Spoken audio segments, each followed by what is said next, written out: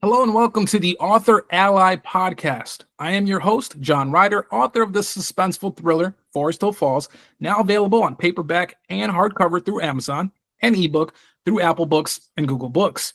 If you haven't already, go out and join the new subreddit, AuthorAlly, for the latest on new books, stories, and incredible authors. If you would like to support the podcast and channel, consider giving a donation to help us keep moving forward by going to paypal.me/AuthorAlly or searching for JQ Publishing on Venmo. But enough about me, the channel, or our subreddit. Today we have our guest, Daniel C. Rodgers from just outside Seattle, Washington, author of Escape the Clock, your program guide for financial freedom and early retirement. And I'm thrilled to know more about the book, so let's get started. Daniel, how are you doing today? I'm doing great. Thanks so much for having me. I'm glad. I appreciate you being here. Your book caught our attention. Before we dive into it a little bit, I'd love to know more about you. Tell me about your sort of traveled path here today. What's your background? Tell us about that.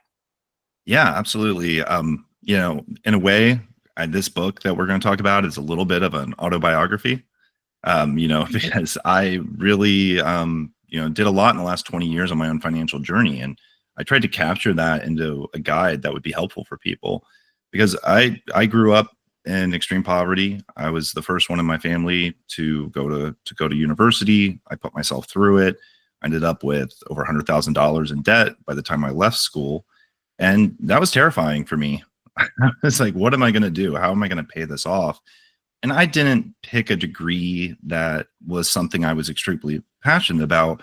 I was very logical about it. I said, I'm going to do some research. I'm going to figure out where I might be able to get reasonable income so I could pay off, this debt. And so when I jumped, into my job, I wasn't making a lot of money, but I realized I had to get organized, and I had to get organized very quickly. So I, put that into action. I started doing some research. I started trying to understand all the things they don't really teach in schools. They don't really teach finance, not really. And you learn the hard way. You learn that first time you get that paper in your face at a job saying, hey, are you going to opt into this 401k thing? How much percentage do you want to do? And a lot of people look at that and reasonably go, wait, meaning I'm going to get less money in my paycheck? That doesn't sound like that's going to work for me. So I realized, I was going to be facing a lot of those things throughout my life. So I spent many, many years, many financial advisors figuring it out. And that became a culmination of a book after I retired early. Love that. Wow. It sounds like you've really been through the ringer. You went to university first in your family, grew up in poverty. I mean, that is no easy task for anyone to get through. So kudos to you for being able to see the other side of that. I relate to you in a lot of ways. I was the first in my family to go to university. Graduated with a lot of student loans. Not fun. Didn't like that at all. Got into the workforce. Didn't know anything about a 401k. And you're right. I didn't learn any of this in university or even in primary education. Never learned anything about finance. I consider myself to be a pretty smart individual, but I just didn't know what I didn't know. So it's great that you have sort of a structure here that maybe others can follow and learn a little bit more about. So tell us about your book. So what's the premise of the book? How's it structured? Take us through that. I want to know more. The premise is you're smart. People are smart. They just need a little bit of help with the right information to get to become dangerous enough to do what they need to do for yourself, right? You should have a financial plan. You should know what your costs are. You should know what your saving goals are. You should have an idea about what you want in the future. There's some real basics. I've been going through, since I've retired, getting a certification in wealth management because, I have the time. I was like, hey, I want to learn a little bit more about some of these principles. Well, during that journey, when I was working and educating myself, I realized I'd go to a meeting with a financial advisor or a CPA, like a tax advisor. And not everyone does this, but some take advantage of your ignorance. They might even try to scare you a little bit. They might make you think, oh, I can do a lot better with your money than you can do with your money. Pay me to go do that for you. And what I started to learn was no one can do better for your money than you can do for yourself. No one. You are the most biased person when it comes to your own money. No one can do better than you. Now, they might promise some tool or spreadsheet or magic thing, but the truth is they have to live with the whims of the markets. They have to live with inflation. They have to live with all these things. And once you understand enough of that, you don't have to be an expert in everything. You just have to understand enough to be dangerous. And once you do, you'll be good. And so what I realized, so I retired early. I made some career moves. I did pretty well, doing the hustle. And I have 2 children. They're both teenagers. And I realized they're going to have to go through all these same things I went through. They have a better situation. Thankfully, I was able to provide that for them. But at the same time, they weren't taught any more than I was taught about finances in school. They are kind of scared about that. The Gen Z, we can talk about Gen Z in a minute. Love to talk about the burnout culture, what's happening. But I can tell you, like, they were like, Dad, what do we do? And not only them, people older than me, wiser than me, better paid than me were asking, how did you do this? Why can't I do this? Why could you do this? I make 2 to 3 times more money than you. That doesn't make sense to me. I said, okay, because I made every one of my dollars go much, much further than you have. Let's talk about those strategies. So that's what this book is. It is the comprehensive guide for all those things so that you can just know enough to go talk to those finance advisors, those tax advisors, your spouse, your kids, whoever, and know enough to be dangerous. I love that. And I think that's very important. One thing for me that I've realized it's some of this is overwhelming for people. And I think that's what tunes a lot of people out. They don't know where to begin. They're sitting there like, what's a 401k? What's a Roth IRA? What's a traditional IRA? What are some other investment vehicles? Where do I even begin? And I think that process just tunes a lot of people out to where they'll just kick the can down the road. And then before it's too long or too late, they'll end up realizing like, oh man, there's not that much time left for me to really start investing. 20 years have gone by, right? Or whatever. So having a book like this that kind of takes you through the process, I think is very important. I think that a lot of our readers and listeners can benefit from this. Did you find yourself in that same kind of predicament where you're kind of like, I don't know where to begin? Where do I start? And if so, what was your advice? What is your advice? How did you get through that? 100% was in that spot. And I talked to people I really trusted, and they'd recommend this book or that book, but rarely the same book. And I'd read them. And these books were really inspired in a lot of ways. And I would learn a lot about one aspect of investing or some aspect of diversification. And that was great. And I put all those strategies in this book, but there was nothing that really did what you just said, right? Which was the like talks you through it. So that's what I wanted to make, because I would realize if my kid's going to read a finance book, I had 2 goals. It gives them everything he needs. And I want him and my daughter both to get a lot out of it. I also don't want it to be a dry, boring finance book. I spent a lot of effort making this book easy and fun to read. It's full of graphics and tables and stories. And so it's not like your normal nonfiction. I know I'm the first nonfiction author you've had on the podcast. I'm honored to be that person, but yeah, I was just going to say this to feel like a fun book for people. I love that. So yes, first nonfiction on this podcast. And I'm so glad you brought that up. And that's one of the big reasons I wanted to have you on here, because you have something so powerful. It's such a powerful tool that can help us moving forward. And, I'm sure that like, the best time is I have this expression that I say, it's never, what is it? It's never late. Oh, I can't think of it now, but it's like never, that expression where they say, I know that the end of it is never late is better. Better late than never, but never late is better, right? Mm-hmm. That's what it is. So better late than never, never late is better. My thing is, for someone like myself, who I'm 35, so I am not necessarily a young person, but I feel like I'm still young enough to start planning for retirement, because I still have another 20 years before I start really thinking about retiring, right? I think a lot can be done in those 20 years. And I think, I know my peers, we grow up, we're millennials, and it feels like we've just been hit left and right, just gotten a punch to the gut by society where, the housing market isn't great. Stocks are down. Like, we've been through 2 recessions, maybe a third. And it's hard for us to even consider investing and planning and things like that. So I think having structure, having something that we can read through, especially something that's not so dull, another finance book, as you put it, is going to be very helpful. So take me through this. You said you got some stories. Is it sort of like, are you using fictional characters? Is this based on real life characters? What's that like? There are characters in the story. They're based on a popular video game series. I won't drop the name of the series, but any reader who has played it will catch it pretty quickly. Love that. I'm a big gamer.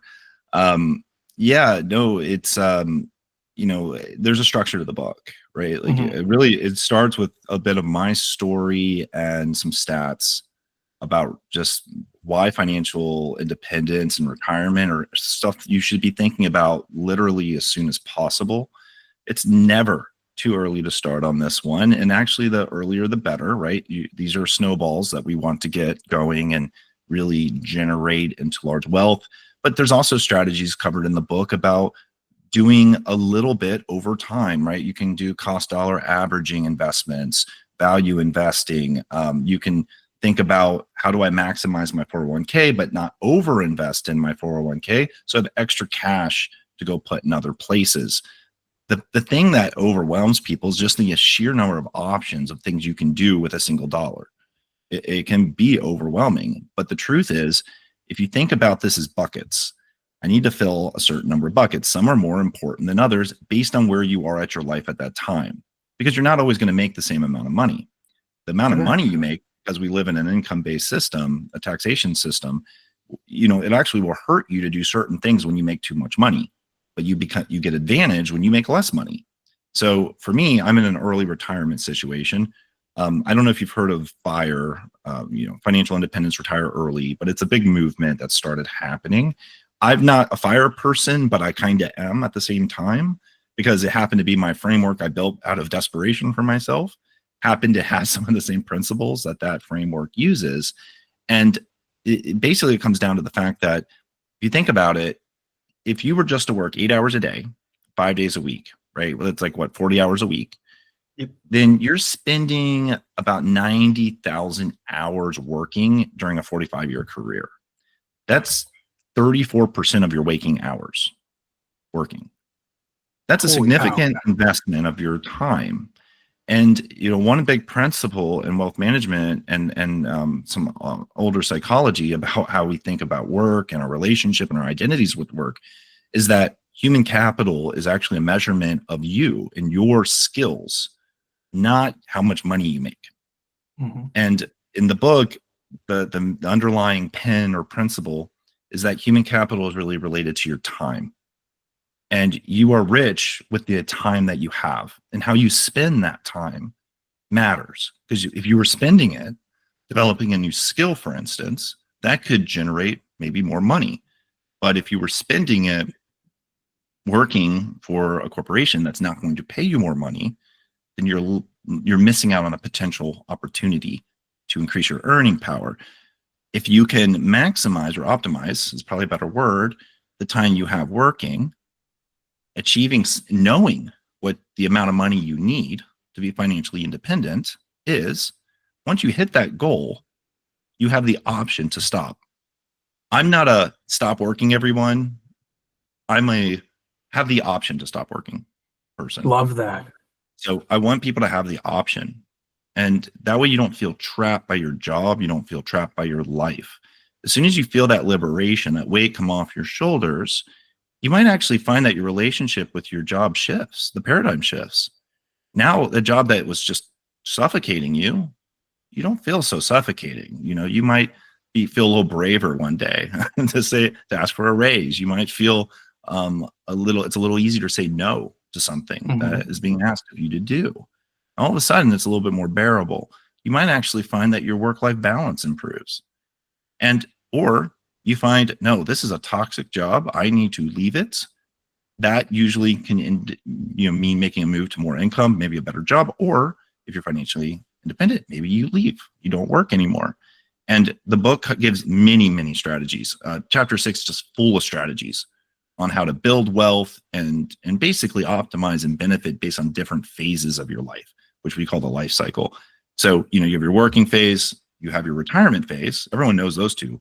But if you decide to stop working, there's a bridge phase in the middle. You have to be able to finance that phase. A lot of the book is focused on how do you get enough money there so that you don't have to work and you're still covered later when you're in a quote unquote official retirement.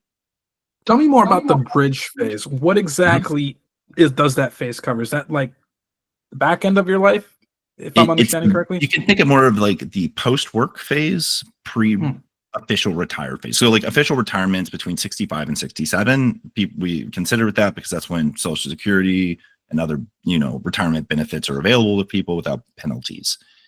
Well, if you want to be retired, let's say at 45, you're not going to really have access to a lot of those benefits that, such as like what you're putting in your 401k account or maybe in an IRA account, but you still need to cover your cost of living.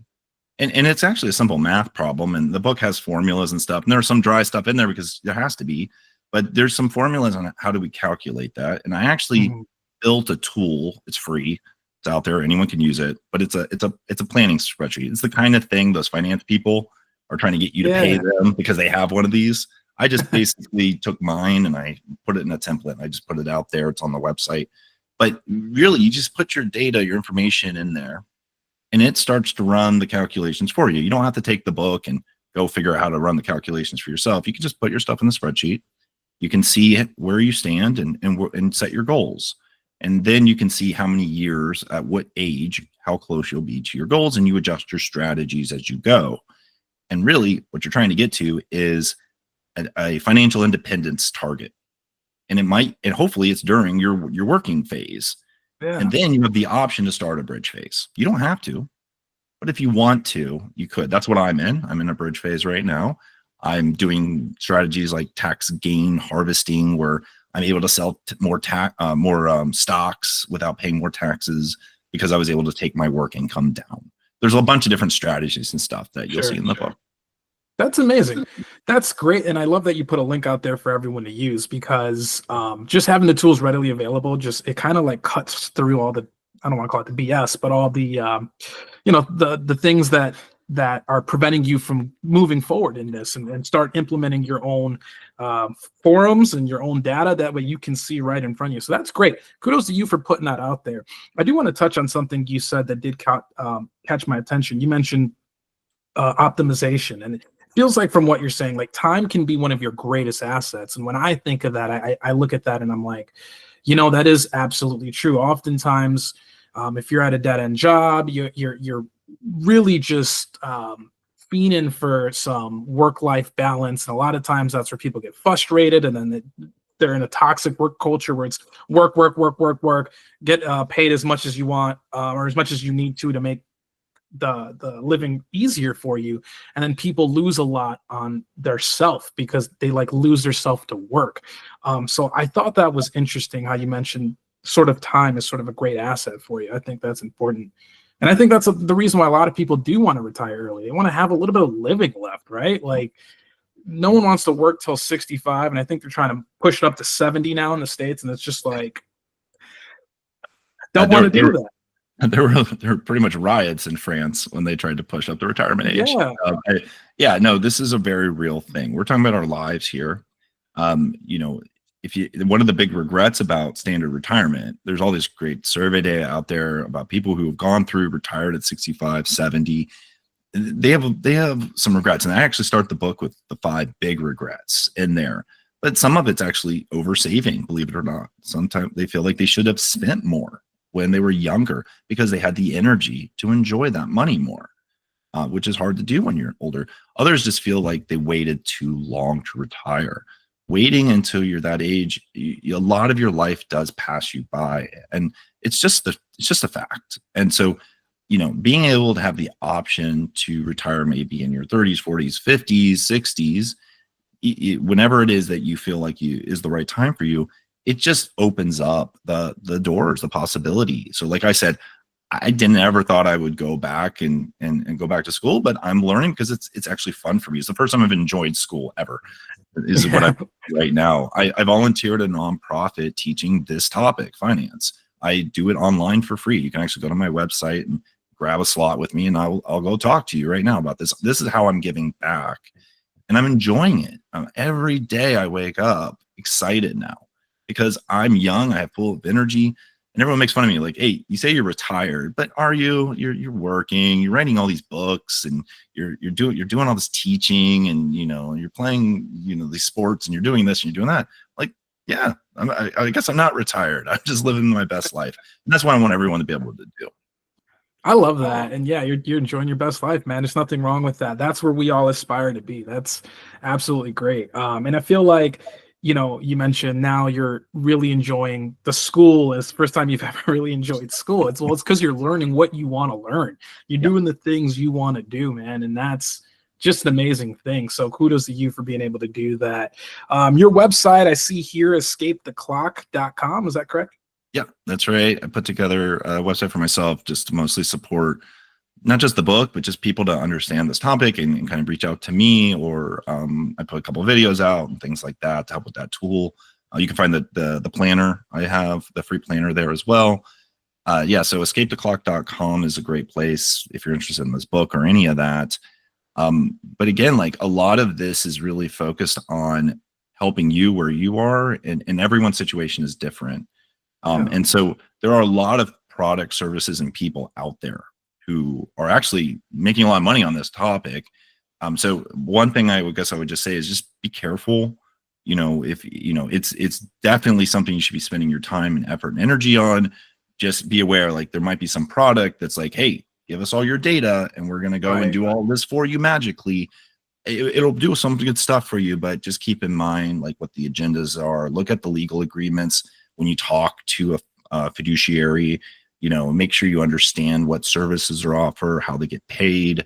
It's just really important to do something here, but like be smart about how you approach building your plan.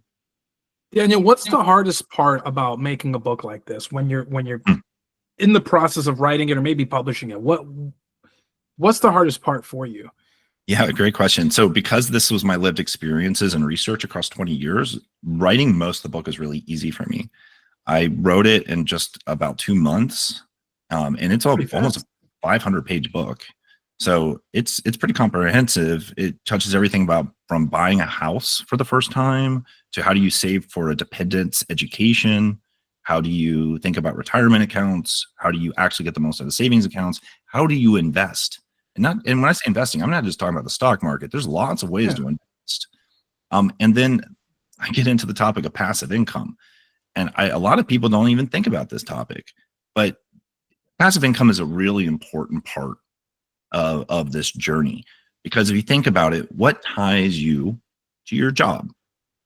It's probably two things. The first is the identity you have with your job, the way you think about your title, who you are, what value you bring.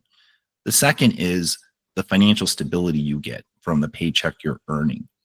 Going into retirement, and especially a bridge retirement, you lose that paycheck. And that is really scary.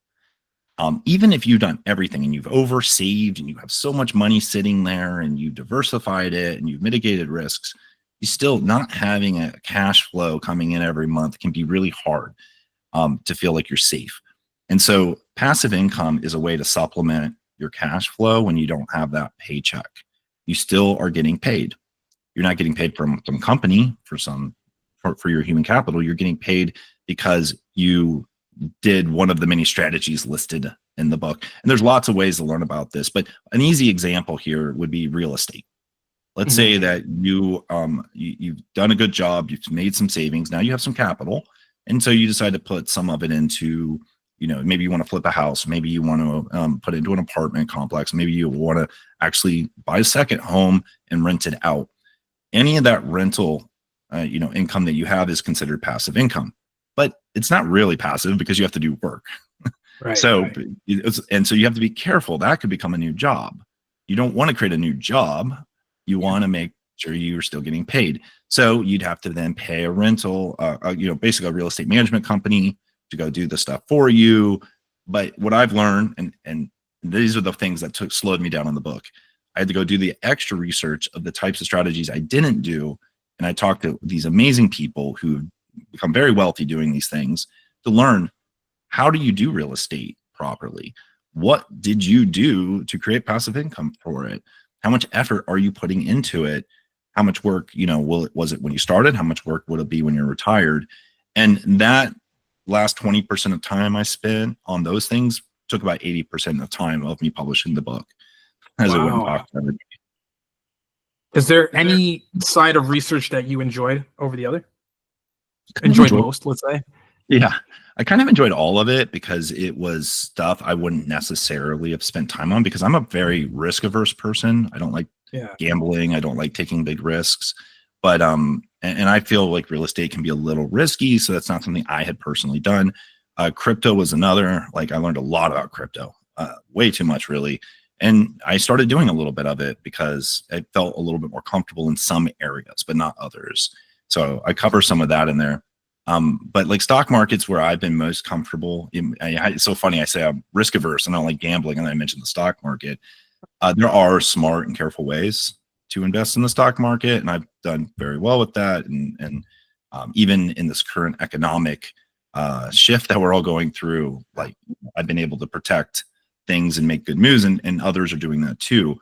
And if you neglect, your 401k, for instance, or you go log in and go look at it right now, you're probably going to have some heartburn. You're going to see a lot of loss right now, where others are seeing opportunities, and they're making shifts to like treasury bonds. They're thinking about overseas investments. They're thinking about buying puts to profit. There's like all these strategies you can do.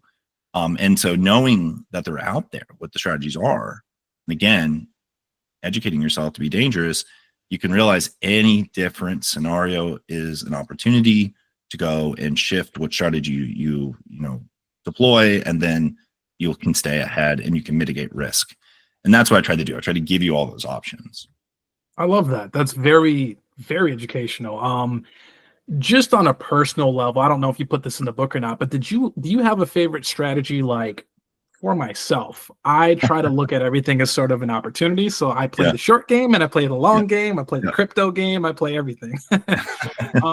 It's hard for me to figure out which one is my favorite. But I was just curious if you had a favorite that you like, investment vehicle. Maybe you like crypto more. Maybe you like using puts and in the stock market. I don't know. Just curious. I actually do, and I'm a little wary to say it because I don't want to like bias people towards my stuff. Yeah, no worries. No worries. You don't have to answer if you don't want to. I guess I'll to answer your question. Like, yeah, I do. I mean, like, for me, being able to do this in phases really paid off. So like investing into non-dividend, low cost, stocks that were likely to grow early, so that I could get some gains, so that I could then diversify that portfolio into ones that are a little bit more moderate risk with a better spread, and then later move them all to dividend-based stocks as I got closer to my retirement,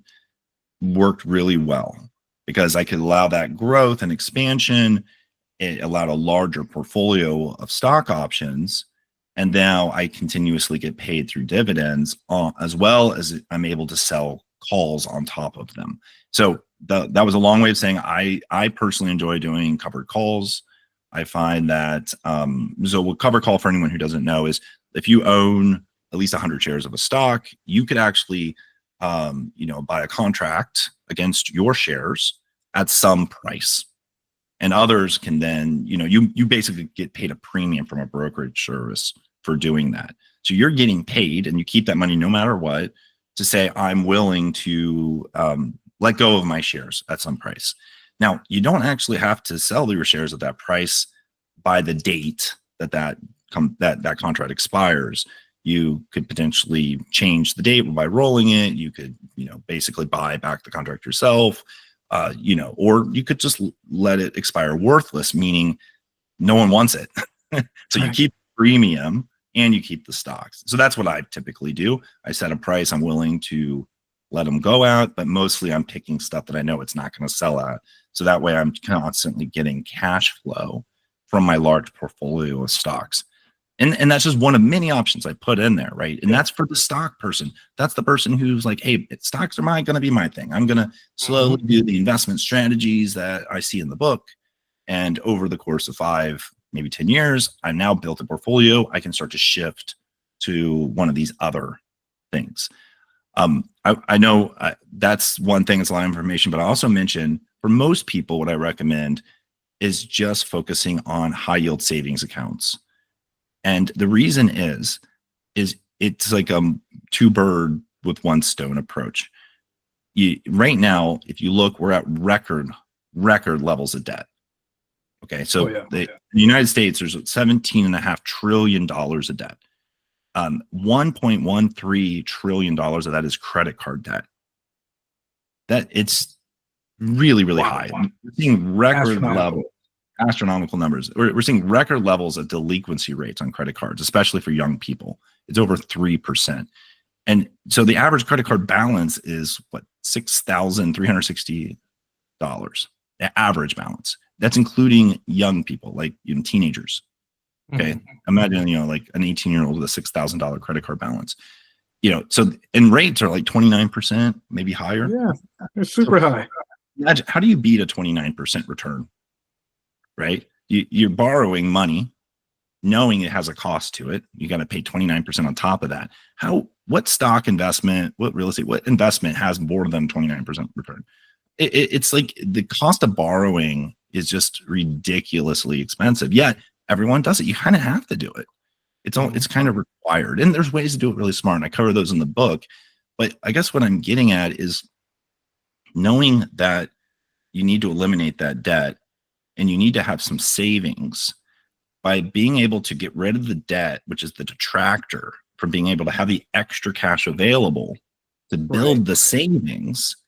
The savings can become your income stream, because with a high yield savings account, which is normal savings account, have like 0.3, 0.4% interest. It's nothing. It's like pennies. Nothing. But high yield savings account, is going to have higher rates. It's going to be like 3%. It's based on inflation, so it's going to change. But it's like 3 to 5%. Some might be higher. You might see some really good deals every now and again. They might have a minimum balance requirement. But the thing is, you need a backup fund anyways. You should have at least a year's worth of your cost of living in a savings account. This is like emergency funds. This is, and eventually investment opportunities. So as you're building that up, you're going to get the peace of mind that you're okay. And the higher it gets, the more money it makes. And so, for instance, I'm at a point where I make, between $12,000 to $15,000 a year just in a savings account. It takes a little while to get there, but you're putting that money in there, and that's not risky money, right? That's not money that's going to crash with the stock market. It's FDIC insured money that's just paying out directly into the same account that it's in. So it's, that's normally what I suggest. And then as you get past your goal, that extra money, you could think of more as you could be a little riskier with that, right? You can think about, now I'll put that in this investment. That's more play money. If I lose it, it's not crushing me. Right. I think of these as buckets, right? Fill these things up and you get the psychological safety that losing a little money is okay because you're covered somewhere else. Great, man. That's incredible. That's a great outlook. I like the concept of buckets, looking at it as a bucket, fill the bucket, right? That's incredible. Yeah. Looks like there's so much you can learn from a book like this. In fact, while you were explaining that to me, there are 2 people that I know. One of them told me that they were saving for the last 20 years and they just keep it in a savings account, but they didn't realize that their money's getting eaten up by inflation each year. Yeah. Yes. The other one said, oh yeah, I'm investing into an IRA account, but they didn't realize they just moved the money to the account. They've never actually invested it in there. They've done that for 7 years. So I'm like, oh my goodness, that's insane. So yeah, definitely going to be recommending your book to not only my friends, but pretty much everyone that I know who's needs to look at their finances and is considering, early retirement and try to make a plan for it. And I think that's the biggest thing is like, we have to start planning now for the future. What kind of advice would you give to anyone just getting started outside of obviously getting your book? Because I know you had spoken to many different CPAs and financial advisors, I believe. Is that correct? Yes. Yeah. I fired 9 different finance advisors across that 20 years. Wow. and, Quite a and bit. yeah, nothing against the finance advisors, but you get to a point where you'll learn a lot. And there's maybe less the finance advisor could do for you, or you realize that maybe their agenda doesn't align well with your goals. Sure. So remember, like, you have to be your best advocate for these things. Mhm. Don't be afraid to ask a finance advisor, like, why don't you want to see my tax returns? That's something a finance, like, at least a retirement planner should be excited to do, is look at your tax returns, because you can't optimize for where you are if you know what your income is and what you're paying. So, things like that. But, ultimately, I guess, to answer your question, it is education. It's being willing, like what you've been doing for your friends and others, which is, Mhm. oh, hey, you made a good move with the IRA there. Kudos to you. But you lost 7 years of growth, which is the point of the IRA. It's a Right. tax advantaged account. The whole point of it, it's after taxes. You already paid taxes on the money you put into it. You want it to grow because you won't pay taxes on that growth. And if you're not investing that money in that account, you're losing the benefit of having that account. And it's not even like a savings account, right? Like, they're not really getting much out of that. So with the savings account, everyone should just go look at their interest rates, right? Like, just go look at what you're saving, like what you have in there, what your balance is, and how much you're getting back each month. If it's one of those under 1% things, you have an opportunity today to go and move to a higher yield savings account. Just go look up a HYSA. A lot of this is covered in the book. And that's as easy as a transfer of money from one account to another. And now you're making more money. So things like that is low-hanging fruit. But yeah, it's about looking out for each other, I think, is what I'd say, is educate yourself, but share what you know with somebody, ask what they know, learn from them. We kind of have to, like, help each other. I tried to make the comprehensive guide, but it's not the crypto book. I talk about crypto, it's an option, but if you want to become a crypto master, you're going to have to go and talk to someone who's made mistakes and try to avoid mistakes. Yep. Learn by doing, for sure. You're going to have to ask questions, not be afraid to fail. But, like, I think when you do that, you learn so much, and then you learn the game, So that's amazing. In the book, I guess I neglected on probably one of the biggest aspects of the whole book and why I did it. I was a professional program manager. So my job was to build programs at some of the biggest companies in the country. And I ran teams of this, and program is basically just an easy to follow plan, right? It has some strategic objective and then steps that we take to try to get to that goal. I teach how to build a program for your own financial future in the book. So some of the more drier parts of the book is probably the program management, teaching you how to think about setting a milestone, how to go and set your goals and measure and mitigate risk.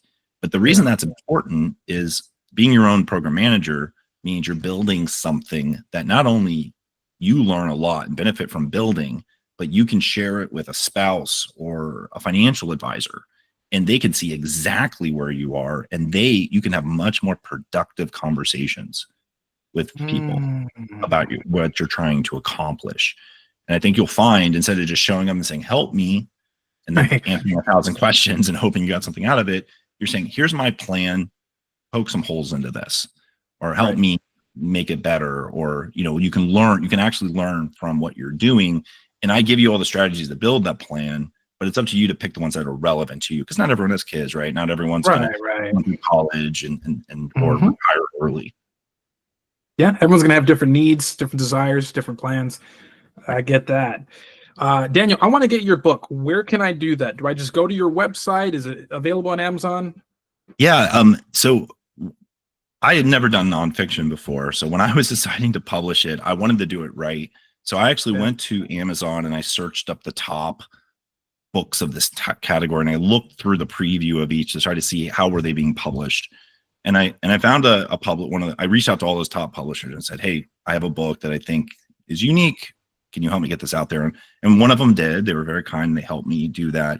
And they made sure it was published through like Ingram, Spark, Barnes and Nobles, Goodreads. You can find it pretty much everywhere. But of course, you can find it on Amazon.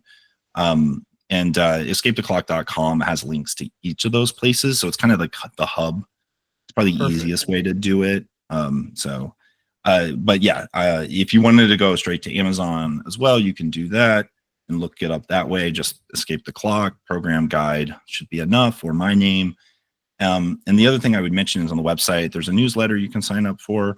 I'm basically sending updates weekly right now, where I'm just talking about just what's going on with the market, what's going on with financial wellness, and just sharing thoughts on other things that are kind of outside the book that I'm hoping are going to be helpful for people.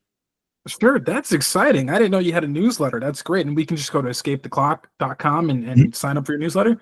Absolutely. Yep. Great. I'm going to do that now. Daniel, so this has been a wonderful conversation so far. I really appreciate all of the insight. There's so much to learn, and I'm so eager to get started. And you mentioned this is your first nonfiction piece. What do you have outside of this? Now, obviously, you're going to continue doing your newsletter. Are you working on anything else now outside of this? On the realm of this, I do have a follow-up book. I'm calling Escape Velocity, which is a shorter version of a follow-up that just goes into some of the more advanced strategies. You'll see in the book, there's like I talked about some of those like covered calls and things. I've done that stuff very effectively, and I knew there was more I could write there. So I'm trying to create a follow-up for people that want to get even more advanced with some of these strategies. So I'm working on that. But on the fiction side, I have a book I'm pretty excited about. So I worked in the tech industry for quite a number of years. And so I know I have all these science fiction ideas in my head, and I love science fiction. I love it. I wrote a book called Kill Switch, which is based on the premise that we are actually on the precipice of inventing super intelligent artificial intelligence, which is the idea of something that we can't possibly understand, that we are training based on human understanding, with the hope that it will be benevolent and be a caretaker for us. But just its nature alone will undoubtedly standardize every aspect of human society and life, making humans more and more dependent on it. And the person who creates it is concerned about the morality of the creation, and he hides a kill switch in the system, not ever telling anyone about it, but watching and waiting in case it ever got to a point where he felt like he has to put it in play. Of course, that day comes, he does, and a bunch of things unfold as one of the people he had personally selected as someone who could be an unbiased person to decide, a single person to decide, should we continue to tie our fate with this ASI going down the path of potential losing of human autonomy as this thing continues to standardize and manage humans going forward forevermore, no way back, or hit the kill switch, burn it all down, and go way backwards into a pre-AI time where humans are left to pick up the pieces. So that one person has to make that decision. And of course, you can imagine all of the influences that might go across this individual as they're struggling with that decision. Oh yeah. Oh my goodness. I couldn't even imagine, especially if it had been, years, decades even, going with the new technology to cut it off. I mean, that'd be like telling us right now to stop using our cell phones and no more internet. Can you imagine? Like, you just nailed it. That's the best example I could probably give. Like, imagine or just turn the internet off. Like, like Jonathan, you're the guy. You have to decide, do we turn the switch off or not? Imagine all the forces and stuff, like what's the right thing to do. And during the book, it's the future. And so, as this artificial super intelligence is interacting with this person, putting him under hyper realistic scenarios, trying to show him different versions of a future that it has in mind for humanity, or options. But what's real, what's not real? Like, how do you know the truth? How do you know what's right? So the book is a speculative thriller, a little bit of sci-fi, a little dystopian, but really it's playing with some ethical conundrums that I think we all need to think about. All things we need to consider, right? Yeah, right on. I love that, man. Well, hey, Daniel, it's been such a pleasure speaking with you. When you release this Kill Switch book, do you have a date for that? I'm actually in sub right now. I'm trying to see if there's any representation interest for it. Sure. It's fully written. It's ready to go. I never mentioned all the art on Escape the Clock was actually done by my extremely talented son. He's Oh, no way. he's a graphic designer. He's awesome. He's written many books himself, and so he's going to be creating hopefully be creating a great cover for me. Oh, that's awesome. We'll see. Wait, Yeah, that's really cool that you're working with your son on this. It's got to mean that much more to you, I'm sure. Oh, I love it. I'm really blessed on that. He's a very talented writer. He gives me really sometimes brutally honest feedback, and amazing art. Just amazing art. Very creative. That's amazing. Well, hey, I'm really stoked. I can't wait for this to be released. I love sci-fi. I sometimes feel like science fiction is just a precursor to science fact. Yes. Hopefully it's not in some situations, but I'm very eager to read this. And Daniel, your book, Escape the Clock, your program guide to financial freedom and early retirement. I'm going to be picking up a copy. So thank you for dropping by today. Do you have any last words? Anything you want to give our viewers or listeners? Anything? There's been a lot of great last words on this podcast so far. And so I would pretty much reiterate what any of these other great authors have said so far about understanding that writing is, your craft. It's your contribution to the world. Feel good about doing it. It's discouraging. The business side can be discouraging, the publication side, but just getting it out there alone is a contribution. And don't worry so much about all those other metrics and signals that people tell you mean success. Even the top authors have imposter syndrome about being authors. I hear this all the time. Authors who have made it and done well still struggle to get their next book published, or they don't really feel like they're real writers. Personally, I consider myself a storyteller than more of a writer. I strive to be better at the craft, but just doing it is worth it. And connecting with other authors who've been through the process, you can learn from them, is very helpful. On the finance side, I think it's just don't be lethargic about it. Be willing to roll up your sleeves a little bit. It's worth it. Yeah. Try to understand your spending. Try to come up with a saving strategy at the very least. And if you're really serious about financial independence, you have to invest. There's just no option. You have to invest in something. You got to turn your income into more than it is. Working extra jobs and burning yourself out, that's not the way to go. Be willing to make some work moves, but think about how to get the most out of your surplus money and make it count. It might take 10 years, it might take 20, it might take 30, but think about the long term and try not to emotionally react to all the craziness of the world. There's too much craziness in the world. It's going to continue. Try not to rack so much that. Keep focused on the fundamentals. And if you do, you're going to be okay. Daniel C. Rodgers, incredible advice. Thank you so much for joining us. Let's connect again in the near future. Sound good? Thanks for having me. Appreciate it. Awesome. Thank you. Take care now.